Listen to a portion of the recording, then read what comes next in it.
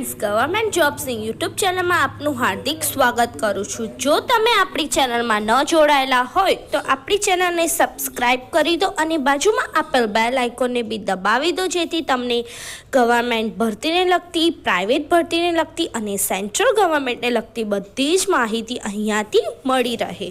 તો તમને ખબર જ છે કે 8 તારીખના રોજ ફોરેસ્ટ ગાર્ડની એક્ઝામ યોજાવાની છે, જે નવી પદ્ધતિ એટલે કે કોમ્પ્યુટર બેઝડ પદ્ધતિથી યોજાવાની છે।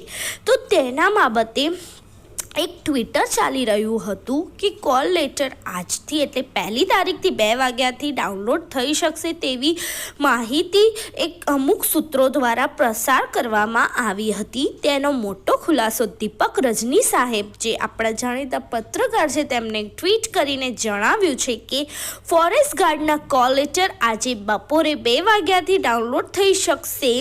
ફોરેસ્ટ ગાર્ડની પરીક્ષાની તારીખમાં ફેરફારનું ટ્વીટ મારું નથી, કોઈ અસામાજિક તત્વએ કર્યું છે, જેની સામે પોલીસ ફરિયાદ પણ કરવામાં આવી છે।